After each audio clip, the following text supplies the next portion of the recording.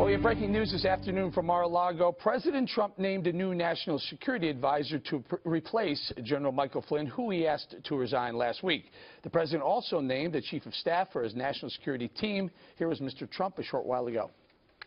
General H R McMaster will become the national security advisor. He's a man of tremendous talent and tremendous experience. He is highly respected by everybody in the military, and we're very honored to have him. He also has known for a long time General Keith Kellogg, and Keith is going to be Chief of Staff. I know John Bolton we're going to be asking to work with us in a somewhat different capacity. We got a lot of information right there, Kimberly. H R McMaster, General, is going to be, he's going to run the show, but you heard John Bolton's name mentioned and Kellogg's name mentioned as well.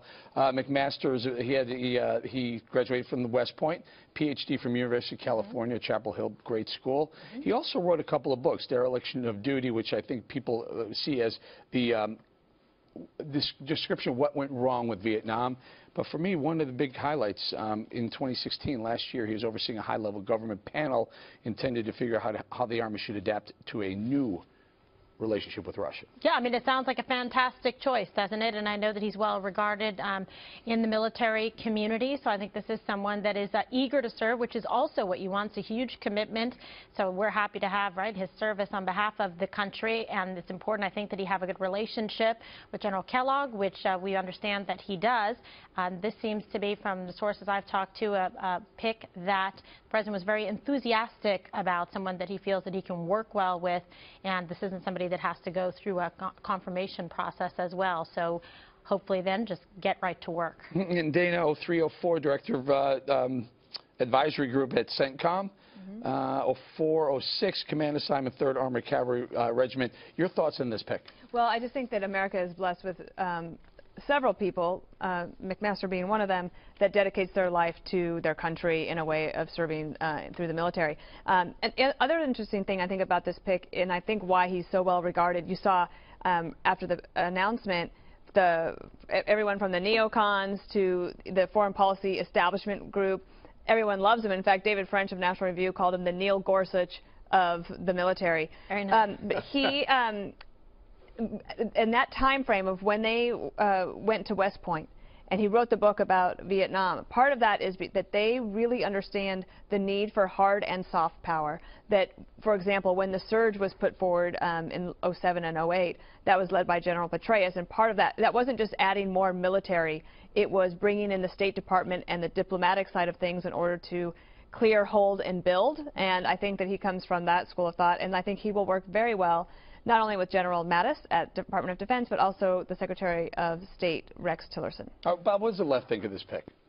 Well, I think it's not too terribly controversial. I mean, the guy is, he was a real hero during the Desert War. He took, 4 tanks up against 100 Iraqi tanks. And he's known as a fiscal hawk. I mean, he wants to spend a lot of money, as does Comrade Trump. And I think that yeah, you got. Can we stop with the Comrade Trump? No. Can we just for right now? Can we do it? For right now? Okay, for you, I'll do it for right now. Let's try one show at a time. Well, I didn't commit to that. I said it to this question. I think the real question is I'm interested in what happens with Mattis and Tillerson. Here are the adults in this foreign policy team and defense team who were cut out of strategic issues like the one-state solution, and then you've got Tillerson over in the group of 20, and all of a sudden Trump trying to repair the damage that Trump did about NATO, and then Trump said something else about NATO. And it's very difficult to imagine how these guys are going to do under a Trump. It all depends on how well the president organizes himself.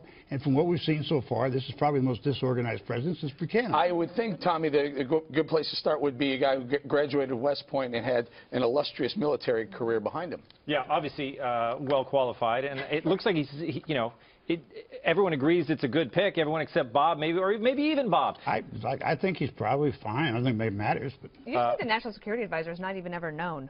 Who's the fourth guy out? Who got left out? There were 4 people under consideration. Well, look, everybody got a job. Petraeus was. I think he decided he didn't want to get involved. Petraeus didn't did not want to do it. No, I thought there was had somebody certain beyond specific requests. Well, maybe not. But this takes that story off the front page. I mean, what I've been reading for the past week is that nobody wants the job. I don't think any of that was really true.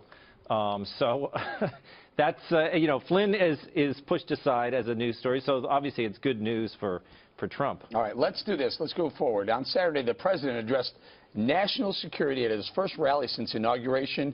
And it was just like the campaign. President Trump looking very comfortable back on that stage, fired up the crowd the way he did for most of the 2016 campaign. He focused on 3 themes. The first, though, was terror and security. He told Americans he got a plan. He has a plan to keep terrorists out. Listen. I've taken decisive action to keep radical Islamic terrorists the hell out of our country. The president has the right to keep people out if he feels it's not in the best interest of our country, right? We will do something next week. I think you'll be impressed. Let's see what happens. Here's the bottom line. We've got to keep our country safe. You look at what's happening. We've got to keep our country safe. All right, Bobby, that guy was relaxed. He was comfortable. He was back on the stage, firing up a crowd of 10,000 or so.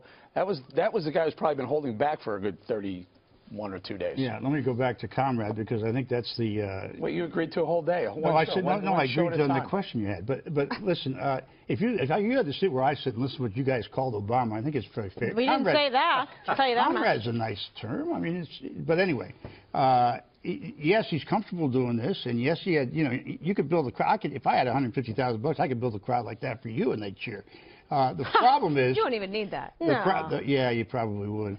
But, you know, the thing is, one thing he says, I've taken decisive action. No, he hasn't. He said he did a historic deal down on the border. He has not.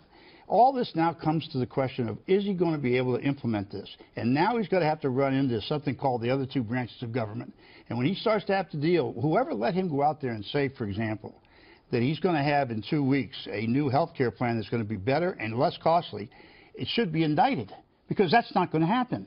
And so Congress is not going to let that happen. So I think he's setting himself up. Dana, we got a lot of news came out of that. There's a lot of, you know, a lot of fired up speech, but we also heard he's going to release a new executive order this week. A lot of other things came out of that. Yeah, so the executive order was released in the first week, the end of the first week, so they've been having to deal with that for 3 to 4 weeks, and now we hear that the final document is being put together, and there's going to be a lot more scrutiny on it just because of what's happened in the last month. But I do think that there does need to be some deference to whoever the commander-in-chief is, because that person alone is responsible for the protection of the country. Now, of course, I do think that Congress will have a chance to weigh in.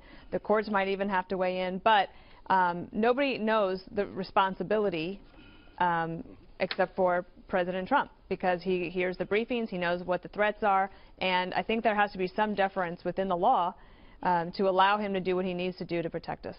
Kimberly, I was watching that speech and with a bunch of friends, and they all said, wow, you know, he did really well with this. He was very comfortable. He was in his element at that moment, more so than I thought, even with that big press conference he had with the media, you know, that big fight with the media, or any other time in the last month or so. This is where he thrives. He gets his message out, too, by the way. Well, but he's relying on himself to be the messenger and connect with people, because he's comfortable doing that. That is very familiar to him, because he did it during the campaign. So that was similar to what we saw during the presidential election, and then he pulled out the paper and read from the executive order to say, I have the authority to do that. Yes, I was surprised when the courts did not allow me to proceed forward. However, and we heard from General Kelly at the Munich Security Conference as well, telling us that the president was going to be releasing a new executive order that is more streamlined and in keeping with the proper tenets of it, so there wouldn't be this kind of a controversy again. So we look forward to that. And keep in mind, General Kelly is in place now to ensure that people don't fall through the cracks. And Tommy, guess what? The same 7 countries were targeted. And remember that big backlash saying, oh, this is a Muslim ban. No, it's not a Muslim ban. It's a region of origin of where terrorists likely come from, and as Dana has pointed out in the past, where the government is virtually non-existent. And, you know, it helped that Obama did list those 7 countries as well. But, yes, I think this is the way you got to do executive orders. It's brilliant. Everyone said, oh, he botched it. You know, he issued the order. It was too fast. It was hasty. But I think it seems to have worked out. You issue it. Everyone tells you what's wrong with it. Then you cross those things off and issue it again. I think it's fantastic. That's brilliant. That's a hell of a way to run a government. Wait a minute. This could have been done a month ago. Well, I mean, If he just, somebody said to him, you know, green card Now it's holders a new actually have a month. right to come in, Mr. President. well, look, it looks like they're going to have an executive order that already has, you know, everything's all set because they've already told them what It's was wrong. Groundhog Day. We ought to have another Well, one. too bad your team delayed, you know, his cabinet being put in place. Well, that's these because safeguards could be one of put them was, forward. the guy that had the EPA, by the way, has sued EPA 14 times. This is a good idea. Well, I like that kind of guy. I'm sure you know you why? do. I'm Because sure the you EPA was probably wrong for 114 times. Yeah, right. And good for him for suing him. By the way, what better way to dismantle EPA regulations? What a better guy? No one who knows the ins and outs of the EPA. Because he sued him 14 times. You wait till you try to dismantle those things. You know what this bureaucracy is going to do to these guys? And Pruitt, of all people, you know, this guy, first of all, well, you know, I think we've already established the fact that the nominee for Secretary of Labor was a wife beater, but Oh, my God. he was. All right, well, Bob, we have to be careful with things like that. No, we don't. It's in the record. Legal department. Why are you guys? Have you guys all taken the Kool-Aid at one time?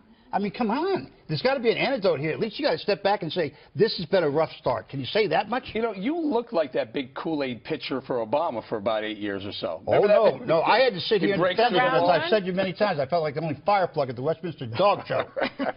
So don't, you guys have a little get-back coming your way now. We were going to do a little soundbite get-back. of the immigration, the border wall and what that Donald Trump The one talked we're gonna about. borrow from But we China. ran out of time, so we'll do that maybe later in the show or maybe tomorrow.